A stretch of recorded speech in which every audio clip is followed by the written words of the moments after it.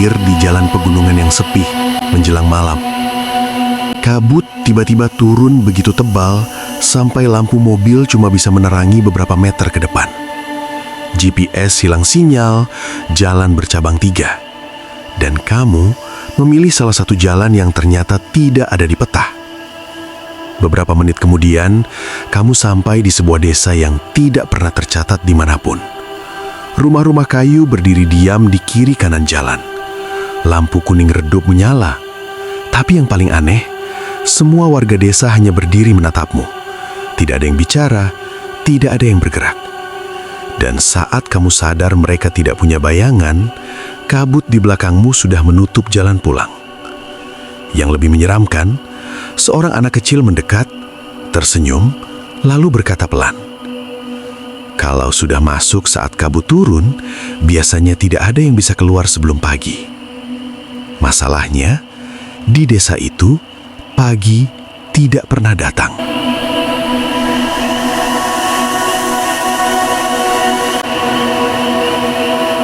Tahun 2026. Ada satu cerita yang lagi rame banget di forum-forum Urban Legend Indonesia. Awalnya, gue kira cuma konten settingan biar viral. Tapi setelah dengar langsung dari orang yang ngalamin, jujur aja, sampai sekarang gue masih kepikiran. Cerita ini tentang sebuah desa kecil di daerah Pegunungan Selatan. Namanya nggak pernah tercatat jelas di Google Maps. Bahkan kalau lo zoom sampai mentok pun, yang kelihatan cuma hamparan hutan dan jalan kecil yang kayaknya jarang banget dilewati orang. Tapi anehnya, beberapa warga sekitar bersikeras bilang desa itu ada. Dan yang lebih aneh lagi, desa itu cuma muncul saat kabut turun. Awalnya gue tahu dari Raka, teman lama gue yang kerja sebagai videographer. Dia lagi cari lokasi buat konten horror live streaming. Katanya, ada sopir travel yang pernah nyasar ke desa itu waktu malam dan kabut tiba-tiba tebal banget. Kabutnya beda, katanya. Bukan cuma tebal, tapi kayak bergerak pelan nutupin jalan. Begitu kabut itu datang, GPS error, sinyal hilang, dan jalan yang tadinya lurus tiba-tiba bercabang jadi 3. Sopir itu milih jalan tengah. Beberapa menit kemudian, dia sampai di sebuah gapura kayu tua. Catnya pudar, tulisannya hampir nggak kebaca. Lampu-lampu kuning redup menggantung di kanan kiri jalan. Padahal dia yakin tadi nggak ada pemukiman sejauh mata memandang. Rumah-rumah kayu berjajar rapi, sunyi. Nggak ada suara motor, nggak ada TV, nggak ada anjing menggonggong. Cuma suara langkah kakinya sendiri waktu dia turun buat tanya arah.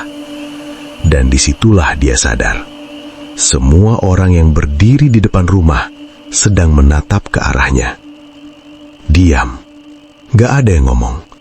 Gak ada yang berkedip. Raka cerita ke gue sambil ketawa kecil, tapi gue bisa lihat tangannya sedikit gemetar waktu pegang rokok. Yang bikin sopir itu lari bukan tatapan mereka, katanya pelan. Tapi karena dia sadar, gak ada satupun dari mereka yang punya bayangan. Kabut makin tebal waktu itu. Dalam hitungan detik, pandangannya cuma sejauh 1 meter. Dia buru-buru masuk mobil, injak gas tanpa mikir. Jalanan terasa panjang banget, kayak gak ada ujungnya. Tapi tiba-tiba, kabut hilang. Dan dia udah balik lagi di jalan utama. Gak ada gapura, gak ada rumah, gak ada desa. Besoknya, dia balik lagi siang-siang, penasaran. Tapi yang dia temuin cuma hutan kosong. Bahkan bekas jalan bercabang pun gak ada. Seolah-olah semalam itu gak pernah terjadi. Cerita itu jadi viral setelah ada 2 pendaki yang ngaku ngalamin hal serupa. Mereka bilang desa itu muncul saat kabut turun sekitar jam 5 sore sampai tengah malam. Setelah itu, menghilang. Gue dan Raka sepakat buat cari tahu sendiri. Dan jujur aja, waktu mobil kami mulai naik ke arah pegunungan sore itu, langit mendadak mendung. Udara dingin masuk lewat celah jendela. Jam di dashboard nunjukin pukul 16.47. Di depan, samar-samar gue lihat kabut mulai turun perlahan dari puncak bukit. Pelan, tebal. Seolah-olah sesuatu sedang bersiap menyambut kedatangan kami. Dan entah kenapa, sejak detik itu, gue punya firasat kalau perjalanan ini bukan cuma soal bikin konten viral, tapi soal apakah kami bisa pulang atau tidak. Kabut itu turun lebih cepat dari yang gue bayangin. Baru beberapa menit sejak gue lihat samar-samar di atas bukit, sekarang kaca depan mobil sudah mulai berkabut tipis. Raka nyalain wiper, padahal nggak ada hujan. Anehnya, kabutnya kayak nempel di kaca, bukan cuma lewat. Jam di dashboard berubah jadi 16.59. Lo yakin jalan ini? Gue tanya pelan.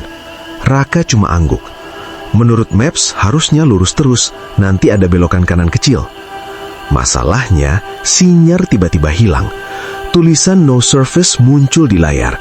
GPS berhenti bergerak. Titik lokasi kami diam di satu tempat, padahal mobil masih jalan pelan. Suasana di luar makin sunyi. Biasanya di daerah pegunungan masih ada suara burung atau serangga. Sekarang nggak ada apa-apa. Bahkan suara mesin mobil terdengar terlalu keras, seolah-olah kami lagi masuk ke ruangan kosong yang besar banget. Lalu kami lihat sesuatu di depan. Persimpangan, 3 jalan bercabang. Raka langsung rem pelan. Harusnya nggak ada percabangan di sini. Kabut tebal nutupin ujung masing-masing jalan. Nggak kelihatan kemana arahnya. Nggak ada papan petunjuk, nggak ada garis jalan yang jelas. Cuma aspal tua yang terlihat lembab.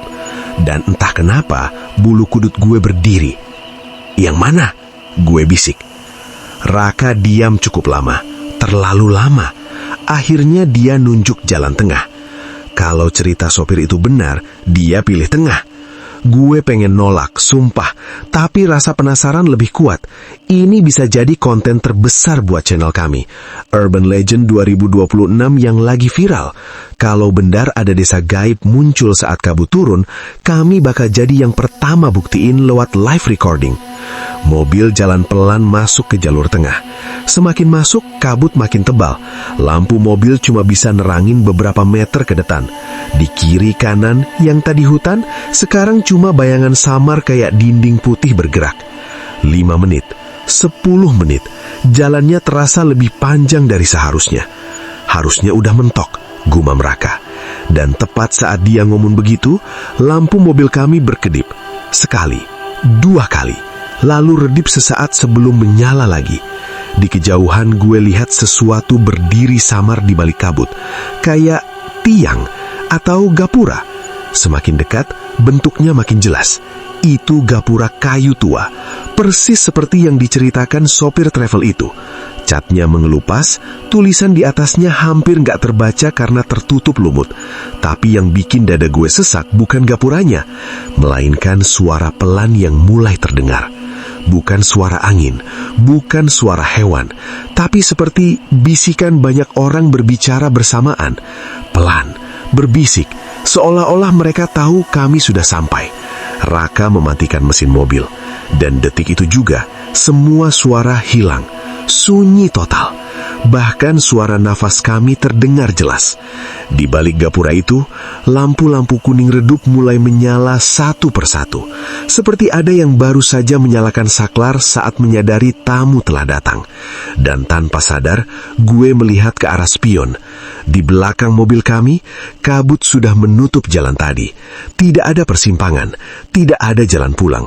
Hanya putih pekat yang diam, menunggu. Beberapa detik setelah mesin mobil dimatikan, suasana jadi terasa jauh lebih aneh. Tadi waktu mesin masih menyala, setidaknya ada suara yang bikin kami merasa normal. Tapi sekarang, benar-benar sunyi. Kabut menggantung di sekitar mobil seperti dinding tebal. Raka dan gue saling pandang. "Lo dengar tadi?" Gue tanya pelan. "Bisikan itu?" Jawab Raka. Gue mengangguk. Tapi sekarang tidak ada apa-apa lagi. Seolah-olah suara itu cuma muncul untuk memastikan kami benar-benar datang. Di depan kami, gapura kayu tua berdiri miring sedikit. Kayunya gelap dan lembab. seperti sudah puluhan tahun kena hujan dan kabut. Tulisan di atasnya hampir tidak terbaca, tapi kalau diperhatikan, seperti ada ukiran nama desa yang sudah pudar. Lampu-lampu kuning redup di dalam desa menyala satu persatu. Lampunya bukan lampu listrik terang seperti di kota, tapi seperti lampu jalan lama yang cahayanya hangat dan agak berkedip. Raka mengambil kamera dari tasnya. "Ini gila sih kalau beneran," katanya setengah berbisik. Gue langsung merinding. Dia mulai berekam sejak kami keluar dari mobil. Suara kerikil di bawah sepatu terdengar jelas banget. Rasanya seperti setiap langkah kami diperhatikan oleh sesuatu yang tidak terlihat. Begitu kami melewati gapura, pemandangan di dalamnya mulai terlihat. Ada jalan kecil dari tanah yang membelah desa. Di kanan kiri berdiri rumah-rumah kayu dengan bentuk hampir sama. Atapnya rendah, dindingnya papan tua. Beberapa jendela terbuka sedikit, tapi dari dalamnya hanya terlihat gelap. Tidak ada suara televisi, tidak ada suara orang ngobrol, tidak ada suara anak-anak bermain. Padahal dari jumlah rumahnya, harusnya desa ini dihuni cukup banyak orang. Kami berjalan beberapa meter lagi. Lalu, Raka berhenti mendadak. "Bro," gue mengikuti arah pandangannya. Di depan salah satu rumah, ada seseorang berdiri. Seorang pria tua. Dia berdiri diam di teras, memakai pakaian sederhana seperti orang desa. Tangannya di belakang punggung. Wajahnya sulit terlihat jelas karena cahaya lampu yang redup. Tapi yang aneh, dia tidak bergerak sama sekali. Benar-benar diam. Kami berjalan sedikit lebih dekat. Dan saat itu baru terlihat. Bukan cuma dia, di depan rumah lain juga ada orang berdiri. Seorang ibu tua di dekat pintu. Seorang laki-laki muda di samping pohon. Seorang anak kecil di ujung jalan. Semua berdiri. Semua menghadap ke arah kami. Dan tidak ada satupun yang berbicara. Raka masih merekam, tapi nafasnya mulai terdengar berat. "Permisi?" Gue akhirnya memberanikan diri bicara. Tidak ada jawaban. Pria tua itu di teras tetap diam menatap kami. Matanya seperti kosong. Bukan tatapan orang yang penasaran melihat pendatang, tapi seperti orang yang sudah menunggu lama. Lalu perlahan, dia mengangkat tangannya. Bukan melambai, bukan menunjuk jalan, tapi menunjuk ke arah dalam desa. Lebih dalam lagi, seolah-olah menyuruh kami masuk. Dan saat gue melihat ke tanah di bawah kakinya, dada gue langsung terasa dingin. Lampu kuning itu cukup terang untuk melihat tanah dengan jelas, tapi di bawah kaki pria tua itu, tidak ada bayangan. Bahkan bayangan rumah di belakangnya pun tidak terlihat. Seolah-olah cahaya lampu tidak memantul pada mereka. Dan saat gue menyadari hal itu, satu persatu kepala orang-orang di sepanjang jalan mulai menoleh pelan. Semua menghadap tepat ke arah kamera yang dipegang Raka. Saat kepala mereka satu persatu menoleh ke arah kamera, Raka langsung menurunkan kameranya sedikit. Bukan karena tidak mau merekam, tapi karena tangannya tiba-tiba gemetar. Gue bisa dengar napasnya berubah lebih cepat. "Lo lihat itu kan?" bisiknya. Gue tidak langsung menjawab. Mata gue masih tertuju ke orang-orang di sepanjang jalan desa itu. Mereka tetap berdiri di tempat yang sama, tapi sekarang semuanya benar-benar menatap kami. Bukan sekedar melihat, menatap. Dan yang paling bikin merinding, tidak ada satupun dari mereka yang berkedip. Pria tua di teras rumah tadi masih menunjuk ke arah dalam desa. Tangannya tidak bergerak sedikit pun, seperti patung yang dipasang di sana sejak lama. Raka pelan-pelan mengangkat kameranya lagi. "Kalau ini masuk rekaman, kita bakal punya bukti," katanya pelan. Gue sebenarnya ingin bilang cukup, balik saja ke mobil. Tapi entah kenapa, kaki gue malah ikut melangkah lebih dalam ke desa itu. Setiap langkah terasa berat, bukan karena jalannya sulit, tapi karena ada perasaan aneh, seperti berjalan di tempat yang seharusnya tidak boleh dimasuki. Kami lewat di depan rumah pertama. Seorang ibu berdiri di dekat pintu, memegang sesuatu yang terlihat seperti kain. Wajahnya pucat, rambutnya panjang dan sedikit menutupi mata. Dia tidak bergerak, tapi begitu kami lewat, kepalanya pelan mengikuti arah kami berjalan. Krik. Suara kecil itu terdengar jelas, seperti suara tulang leher yang kaku diputar perlahan. Raka langsung berhenti. "Bro, dia barusan..." "Jangan lihat lama-lama," gue potong cepat. Kami lanjut berjalan. Sekarang gue mulai sadar sesuatu yang lain. Tanah di desa itu aneh. Tidak ada jejak kaki. Padahal jalannya tanah lembab. Seharusnya kalau ada orang yang sering lewat, pasti ada bekas langkah. Tapi di sini permukaannya rata, seperti belum pernah diinjak siapapun. Padahal orang-orang itu berdiri di mana-mana. Lalu dari kejauhan terdengar suara pintu kayu terbuka. Krek. Kami langsung menoleh.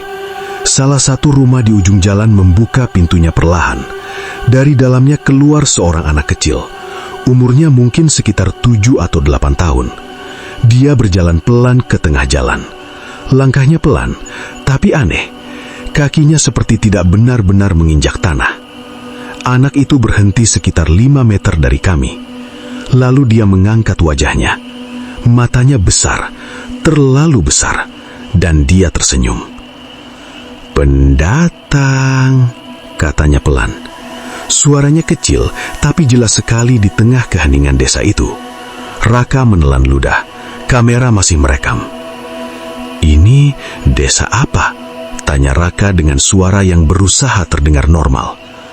Anak itu tidak langsung menjawab. Dia malah menoleh ke kanan dan kiri, melihat orang-orang yang berdiri di depan rumah mereka. Semua masih diam. Semua masih menatap kami. Lalu anak itu kembali melihat kami. Senyumnya perlahan menghilang. "Kalian datang saat kabut turun," katanya lagi.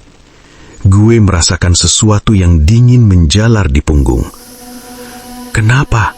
gue tanya pelan. Anak itu menunjuk ke arah kabut tebal di belakang kami, ke arah jalan masuk desa. "Kabut sudah menutup," katanya. Beberapa detik kami diam. Lalu dia menambahkan kalimat yang membuat perut gue terasa kosong. "Kalau sudah masuk saat kabut turun..." Dia berhenti sebentar. Senyumnya muncul lagi, lebih lebar dari sebelumnya. "Biasanya tidak ada yang bisa keluar sebelum pagi." Dan saat dia mengatakan itu, lampu-lampu kuning di sepanjang desa tiba-tiba berkedip bersamaan. Sekali, 2 kali, lalu redup, seolah-olah sesuatu baru saja melewati sumber cahayanya. Lampu-lampu kuning itu berkedip beberapa detik sebelum akhirnya stabil lagi. Tapi setelah kejadian itu, suasana desa terasa berubah. Tadi memang sudah sunyi, tapi sekarang sunyinya terasa lebih berat. Seolah-olah udara di sekitar kami menekan dari segala arah. Raka menurunkan kameranya perlahan. Wajahnya terlihat tegang. "Bro, gue gak suka ini," katanya pelan. Gue juga sebenarnya merasakan hal yang sama. Rasa penasaran yang tadi mendorong kami masuk sekarang mulai digantikan sesuatu yang lebih kuat. Firasat buruk. Anak kecil itu masih berdiri di depan kami. Matanya tidak lepas dari wajah kami, seolah sedang menilai sesuatu. "Kalau kami mau keluar sekarang?" tanya gue. Anak itu tidak langsung menjawab. Dia malah menoleh ke arah kabut tebal di belakang kami. Kabut itu masih menggantung di ujung jalan desa, seperti tembok putih yang hidup. Beberapa detik kemudian, dia kembali menatap kami. "Coba saja," katanya singkat. Nada suaranya aneh, tidak menantang tapi juga tidak melarang. Lebih seperti seseorang yang sudah tahu hasilnya. Gue dan Raka saling pandang. Tanpa banyak bicara, kami berbalik arah dan mulai berjalan cepat menuju gapura tempat kami masuk tadi. Langkah kami makin cepat. Sekarang gue bisa merasakan tatapan dari orang-orang desa itu di punggung kami. Mereka masih berdiri di tempat yang sama, tapi entah kenapa terasa seperti mereka semakin dekat. Beberapa rumah yang tadi gelap sekarang terlihat seperti sedikit terbuka pintunya. Seolah ada lebih banyak orang yang keluar untuk melihat kami. "Cepat," bisik Raka. Kami hampir berlari saat melewati gapura. Kabut di luar terlihat lebih tebal dari sebelumnya, tapi setidaknya mobil kami masih terlihat parkir di tempat yang sama. Kami langsung masuk ke dalam mobil. Raka menyalakan mesin. Mesinnya hidup, tapi lampu dashboard langsung berkedip beberapa kali. GPS masih mati, katanya. Sudah, jalan saja lurus, jawab gue. Mobil mulai bergerak perlahan masuk ke kabut. Beberapa meter pertama masih terasa normal. Jalanan masih terasa di bawah roda mobil. 5 meter, 10 meter, lalu kabut makin tebal. Lampu mobil hanya menembus sekitar 1 meter ke depan. Selebihnya hanya putih pekat. Dan saat itulah Raka mengerem mendadak. Kenapa? Gue langsung panik. Raka tidak menjawab. Dia cuma menunjuk ke depan kaca mobil. Jantung gue langsung berdegup lebih kencang saat melihatnya. Di depan kami, ada gapura kayu tua, persis seperti yang tadi kami lewati. Catnya mengelupas, tulisan pudar, lampu kuning redup di belakangnya. Kami berdua membeku. Itu nggak mungkin, bisik Raka. Kita jelas-jelas tadi keluar dari desa. Harusnya kami sekarang ada di jalan menuju persimpangan tadi. Tapi entah bagaimana, kami malah kembali ke pintu masuk desa itu lagi. Perlahan, gue menoleh ke spion tengah. Dan darah gue langsung terasa dingin. Di belakang mobil kami, kabut bergerak pelan. Lalu dari balik kabut itu, satu persatu sosok mulai terlihat. Orang-orang desa tadi. Mereka sekarang berdiri di tengah jalan. Lebih dekat. Dan semuanya perlahan berjalan ke arah mobil kami. Begitu gua lihat ke spion tengah, napas gua langsung tertahan. Sosok-sosok itu benar-benar ada di belakang mobil kami. Tadi, mereka berdiri jauh di dalam desa. Tapi sekarang, jaraknya mungkin cuma sekitar 20 meter. Kabut bergerak pelan di sekitar tubuh mereka, membuat bayangan mereka muncul lalu menghilang. Raka juga melihat ke spion. Gas! Gas sekarang! Gua langsung teriak. Tanpa pikir panjang, Raka menginjak pedal gas cukup dalam. Mesin mobil meraung dan mobil langsung melaju melewati gapura desa itu lagi. Kami masuk kembali ke jalan tanah di dalam desa. Lampu mobil menyapu rumah-rumah kayu di kiri kanan. Tapi sekarang, suasananya berbeda dari sebelumnya. Beberapa pintu rumah terbuka lebar. Lampu di dalam rumah menyala redup. Dan yang membuat tenggorokan gua kering, ada lebih banyak orang berdiri di depan rumah. Jumlahnya jauh lebih banyak dari tadi. Mereka semua menghadap ke jalan, menghadap ke arah mobil kami. Beberapa bahkan sudah berdiri di tengah jalan, memaksa Raka membanting setir ke kanan dan ke kiri untuk menghindari mereka. Anehnya, tidak ada satupun dari mereka yang berusaha menyingkir. Mereka hanya berdiri, diam, menatap. Kenapa mereka nggak punya bayangan? Gumam Raka pelan. Lampu mobil jelas menyinari mereka dari depan, tapi tanah di bawah kaki mereka tetap kosong. Tidak ada bayangan memanjang seperti seharusnya. Mobil terus melaju. Desa itu terasa lebih panjang dari sebelumnya. Padahal tadi kami berjalan kaki hanya beberapa menit dari gapura sampai ke tengah desa. Sekarang dengan mobil, rasanya sudah lebih dari 5 menit, tapi ujung jalan belum terlihat. Ini nggak masuk akal, kata gua. Tiba-tiba, sesuatu melintas di depan mobil. Raka langsung mengerem keras. Brak! Mobil berhenti mendadak. Jantung gua hampir copot. Di depan mobil, berdiri anak kecil yang tadi. Dia muncul begitu saja dari kabut. Jaraknya hanya 1 meter dari bumper mobil. Anak itu menatap kami dengan wajah yang sama seperti tadi. Tenang. Terlalu tenang.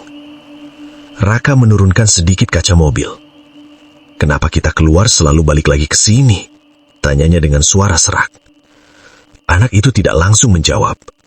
Dia menoleh ke arah desa, melihat orang-orang yang berdiri di sepanjang jalan, lalu kembali menatap kami. Kalian masuk saat kabut turun, katanya lagi. Kalimat yang sama. Terus, tanya gua cepat. Anak itu mendekat 1 langkah ke mobil. Lampu mobil menyinari wajahnya dengan jelas sekarang. Kulitnya pucat, matanya besar, dan saat dia membuka mulut untuk bicara, gua baru sadar sesuatu yang membuat seluruh tubuh gua dingin. Giginya terlalu banyak, seolah-olah ada 2 baris gigi di dalam mulutnya. Kalau sudah masuk saat kabut turun, katanya pelan. Dia berhenti sebentar, lalu menunjuk ke arah kabut tebal di ujung desa. Kalian harus menunggu sampai kabut pergi sendiri. Raka menggenggam setir lebih erat. Kalau enggak, anak itu senyum lagi. Senyum yang terlalu lebar untuk wajah sekecil itu. Kalau dipaksa keluar, dia menoleh ke belakang mobil kami. Perlahan, seolah melihat sesuatu yang berdiri tepat di belakang kendaraan kami. Lalu dia berbisik dengan suara yang hampir tidak terdengar. Mereka yang akan membawa kalian tinggal di sini. Refleks gua langsung melihat ke spion lagi. Dan saat itulah gua sadar sesuatu yang lebih mengerikan. Orang-orang desa itu sekarang sudah berdiri tepat di belakang mobil. Sangat dekat. Dan salah satu dari mereka perlahan mengetuk kaca belakang. Tok, tok, tok. Suara ketukan itu pelan, tapi jelas sekali terdengar di dalam mobil. Tubuh gue langsung kaku. Gue bahkan takut menoleh ke belakang. Tapi rasa penasaran yang bercampur panik akhirnya memaksa gue melihat ke spion tengah. Dan benar saja, di kaca belakang mobil ada seorang pria berdiri sangat dekat. Wajahnya pucat, hampir abu-abu. Matanya menatap lurus ke dalam mobil, tepat ke arah kami. Ekspresinya datar, tapi tatapannya terasa kosong, seperti bukan manusia. Tangannya masih terangkat. Lalu perlahan, tok, tok, dia mengetuk kaca lagi. Raka langsung menginjak gas tanpa berpikir. Mobil melompat maju meninggalkan pria itu di belakang. Gue menoleh cepat ke depan dan melihat anak kecil tadi sudah menyingkir ke pinggir jalan. Tapi saat mobil melewatinya, dia hanya berdiri diam, masih tersenyum. Dan yang lebih aneh, dia melambaikan tangan perlahan ke arah kami. Bukan seperti mengusir, lebih seperti mengucapkan selamat datang. Mobil terus melaju lebih cepat sekarang. Rumah-rumah kayu lewat di kiri kanan seperti bayangan. Lampu kuning redup membuat desa itu terlihat seperti tempat dari zaman yang berbeda. Ini desa nggak ada ujungnya, kata Raka panik. Gua melihat ke depan jalan. Kabut mulai terlihat lagi di ujung sana. Ke situ, gas terus, gua menunjuk. Raka tidak ragu lagi. Pedal gas ditekan lebih dalam. Mesin mobil meraung keras memecah kesunyian desa. Kami menembus kabut di ujung jalan itu. Sekejap, semuanya berubah putih. Lampu mobil tidak berguna lagi. Hanya kabut. Kabut di mana-mana. Beberapa detik terasa seperti sangat lama. Lalu tiba-tiba, mobil keluar dari kabut. Dan di depan kami, muncul sesuatu yang membuat kami berdua terdiam. Persimpangan 3 jalan. Persis seperti yang kami lihat pertama kali sebelum masuk ke desa. Bro, kita keluar, Raka berseru lega. Kabut di belakang mulai menipis. Tidak ada gapura, tidak ada rumah, tidak ada desa. Hanya jalan pegunungan yang sepi. Tanpa menunggu lama, Raka langsung membelokkan mobil ke jalan yang berbeda dari sebelumnya. Kali ini kami benar-benar ingin menjauh dari tempat itu. Mobil melaju cukup jauh. 5 menit, 10 menit. Kabut semakin tipis. Sinyal di ponsel gua tiba-tiba kembali muncul. Beberapa notifikasi langsung masuk sekaligus. Gua menghela napas lega. Kita keluar, bro. Raka hanya mengangguk sambil tetap fokus menyetir. Tapi beberapa detik kemudian, dia tiba-tiba memperlambat mobil. Kenapa? Gua langsung waspada. Raka tidak menjawab. Dia hanya menunjuk ke depan kaca mobil. Gua mengikuti arah jarinya. Dan perut gua langsung terasa dingin. Di pinggir jalan, berdiri seorang anak kecil. Pakaiannya sama. Wajahnya sama. Itu anak dari desa tadi. Dia berdiri sendirian di tepi jalan pegunungan. Tanpa kabut, tanpa rumah, tanpa siapapun di sekitarnya. Dan saat mobil kami mendekat, dia kembali tersenyum. Senyum yang sama. Lalu perlahan mengangkat tangannya dan menunjuk ke arah belakang mobil kami. Refleks gua langsung melihat ke spion dan jantung gua langsung berhenti berdetak saat di kursi belakang mobil kami ada bekas tangan kecil di kaca bagian dalam. Seolah-olah seseorang baru saja menempelkan telapak tangannya dari dalam mobil. Beberapa detik di dalam mobil terasa seperti berhenti. Gue masih menatap bekas tangan kecil di kaca belakang itu. Jejaknya jelas sekali, seperti telapak tangan anak kecil yang baru saja menempel di sana dari dalam mobil. Padahal sejak tadi, tidak ada siapa-siapa di kursi belakang. Raka juga melihatnya. Mobil langsung berhenti di pinggir jalan. Lu lihat itu kan? Suaranya pelan tapi tegang. Gue cuma mengangguk. Jantung gue berdetak lebih cepat dari sebelumnya. Perlahan gue menoleh ke kursi belakang. Kosong. Tidak ada siapapun. Tapi bekas tangan itu masih ada. Seolah-olah seseorang benar-benar duduk di sana beberapa detik yang lalu. Ini nggak masuk akal, gumam Raka. Dia turun dari mobil dengan cepat, membuka pintu belakang. Gue ikut turun, masih merasa aneh dengan udara di sekitar kami. Sekarang tidak ada kabut, tidak ada desa. Cuma jalan pegunungan yang sunyi dengan pohon-pohon tinggi di kanan kiri. Lampu mobil menerangi jalan kosong. Raka menyenter bagian dalam mobil dengan lampu ponselnya. Kursi belakang tetap kosong. Tidak ada tanda orang pernah duduk di sana. Tapi bekas tangan itu masih jelas di kaca. Ukuran kecil, seperti tangan anak usia 7 atau 8 tahun. Gue langsung teringat anak di desa tadi. Senyumnya, matanya, dan giginya yang terlalu banyak. Bro, kata Raka pelan. Kenapa? Dia menunjuk ke arah tanah di dekat mobil. Gue mengikuti arah sorot lampu ponselnya. Dan bulu kuduk gue langsung berdiri. Di tanah yang lembab itu, ada jejak kaki kecil, jejak kaki anak-anak. Bekasnya masih baru, dan jejak itu tidak datang dari mana-mana. Jejak itu muncul tepat di dekat pintu mobil belakang, seolah-olah seseorang baru saja turun dari sana. Gue langsung menoleh ke arah jalan. Kosong, tidak ada anak kecil, tidak ada orang. Hanya angin malam yang pelan menggerakkan daun-daun pohon. Raka cepat-cepat kembali masuk ke mobil. Udah, kita pergi dari sini sekarang. Gue tidak membantah. Mobil kembali berjalan. Kali ini lebih cepat. Kami benar-benar ingin keluar dari daerah pegunungan itu secepat mungkin. Beberapa menit berlalu, suasana mulai terasa normal lagi. Lampu rumah warga mulai terlihat di kejauhan. Artinya kami sudah hampir kembali ke daerah pemukiman. Gue mulai sedikit lega. Sampai tiba-tiba, radio mobil menyala sendiri. Krik. Suara statis memenuhi kabin mobil. Raka langsung menoleh. Radio tadi mati kan? Iya. Suara statis itu semakin keras. Lalu di antara suara itu, terdengar suara kecil. Sangat pelan, seperti bisikan. Awalnya gue tidak jelas mendengarnya. Tapi lama-lama kata-katanya mulai bisa dipahami. Suara anak kecil. Belum pagi. Raka langsung mematikan radio.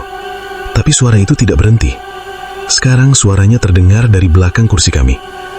Belum boleh keluar. Perlahan, sesuatu bergerak di kursi belakang mobil. Dan di kaca depan, dari pantulan kaca spion tengah, gue melihat bayangan kecil duduk di kursi belakang. Diam, menatap ke arah kami. Begitu gue melihat bayangan kecil itu di kaca spion tengah, tubuh gue langsung kaku. Bayangan itu jelas. Seseorang duduk di kursi belakang. Kecil, diam, dan perlahan kepalanya terangkat. Seperti sedang menatap ke arah kami berdua. Raka, suara gue hampir tidak keluar. Raka langsung melihat ke spion juga. Mobil tiba-tiba oleng sedikit. Apaan itu? Bisiknya panik. Gue tidak berani menoleh langsung ke belakang. Tapi dari spion, bayangan itu masih ada. Duduk di tengah kursi belakang dengan kepala sedikit miring. Persis seperti anak kecil dari desa tadi. Raka menginjak gas lebih dalam. Mobil melaju lebih cepat menuruni jalan pegunungan. Lampu rumah warga sudah terlihat lebih jelas sekarang. Artinya, kami hampir keluar dari daerah hutan itu. Tapi sesuatu terasa salah. Lampu-lampu rumah itu tidak makin dekat, padahal mobil terus melaju. Jaraknya seperti tidak berubah. Bro, kita sudah jalan jauh kan? Tanya gue. Iya. Raka menatap jalan dengan bingung. Kenapa rumah-rumah itu nggak makin dekat? Gue melihat lagi ke depan. Benar juga. Lampu rumah yang tadi terlihat di kejauhan masih berada di tempat yang sama, seolah-olah mobil kami tidak pernah benar-benar mendekat. Saat itulah suara kecil itu terdengar lagi dari belakang. Belum pagi. Suaranya lebih jelas sekarang. Gue menelan ludah. Belum boleh pergi. Raka langsung menekan rem mendadak. Mobil berhenti di tengah jalan. Beberapa detik tidak ada yang bergerak. Lalu dengan sangat pelan, gue memberanikan diri menoleh ke kursi belakang. Kosong, tidak ada siapa-siapa. Bayangan itu hilang. Raka langsung membuka pintu mobil dan keluar, seperti ingin memastikan sesuatu. Gue ikut turun. Udara malam terasa lebih dingin dari sebelumnya. Kami berdiri di tengah jalan pegunungan yang sepi. Lampu rumah yang tadi terlihat sekarang hilang. Tidak ada pemukiman, tidak ada cahaya. Hanya hutan gelap di kiri kanan. Ini bukan jalan yang sama, kata Raka pelan. Jantung gue mulai berdetak lebih keras lagi. Gue melihat ke belakang jalan, dan saat itulah gue menyadari sesuatu yang membuat seluruh tubuh gue merinding. Kabut mulai turun lagi, pelan, tebal, persis seperti tadi sore. Dalam beberapa detik, kabut sudah menyelan sebagian jalan di belakang kami, dan dari balik kabut itu, perlahan muncul sesuatu. Bentuk kayu besar, tinggi, miring. Gue langsung mengenalinya, gapura desa itu. Raka juga melihatnya, dan sebelum kami sempat masuk kembali ke mobil, sebuah suara anak kecil terdengar sangat dekat di belakang kami. Kalian belum boleh pulang. Gue dan Raka menoleh bersamaan. Anak kecil itu berdiri hanya beberapa langkah dari kami, dengan senyum yang sama. Di belakangnya, satu persatu sosok warga desa muncul dari kabut. Berdiri berjajar di jalan, menunggu. Seolah-olah mereka sudah tahu kami pasti akan kembali. Kabut itu turun semakin tebal. Dalam hitungan detik, jalan yang tadi masih terlihat sudah berubah jadi lautan putih yang menelan semuanya.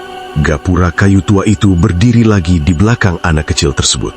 Sama persis seperti pertama kali kami melihatnya.